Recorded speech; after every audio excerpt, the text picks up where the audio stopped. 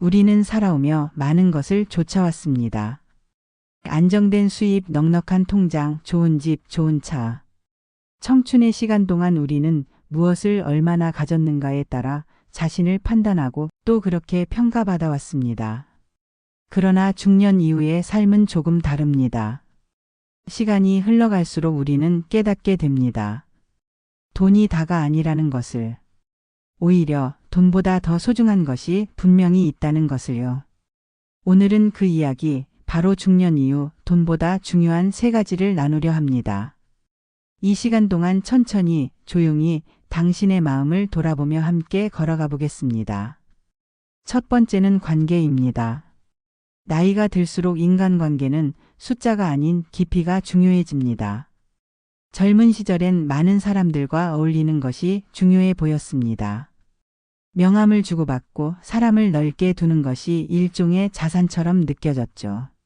하지만 중년이 지나면 그런 관계는 점차 흐려지고 진짜 나의 편이 되어줄 단 한 사람의 중요성이 더욱 커집니다.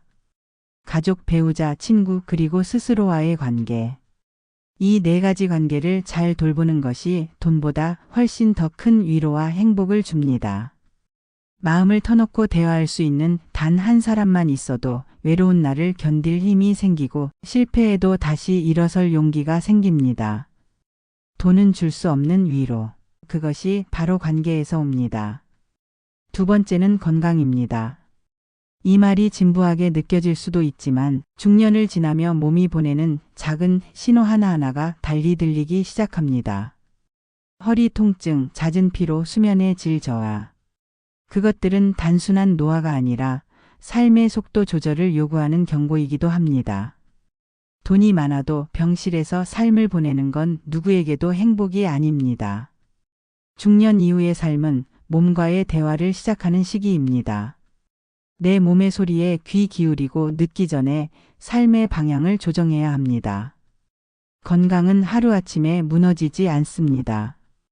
그러나 돌이킬 수 없을 정도로 멀어진 다음엔 아무리 큰 돈을 들여도 되돌리기 어렵습니다.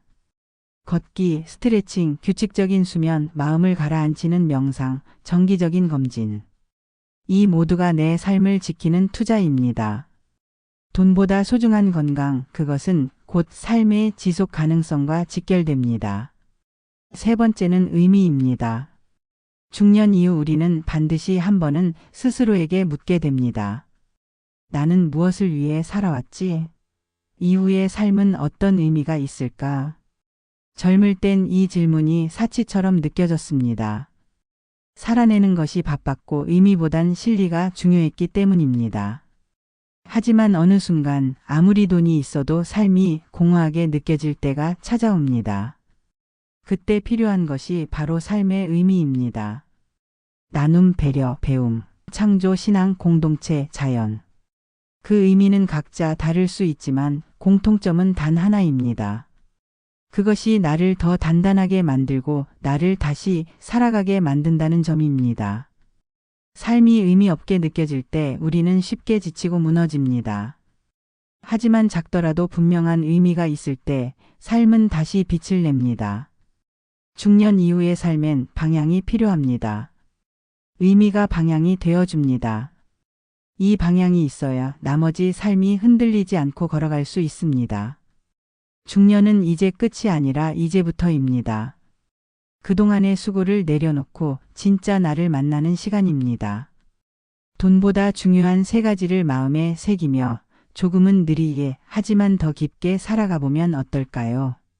관계를 소중히 여기고 건강을 돌보고 삶의 의미를 다시 묻는 것. 그것이 중년 이후의 삶을 더 단단하게, 더 따뜻하게 만드는 길입니다.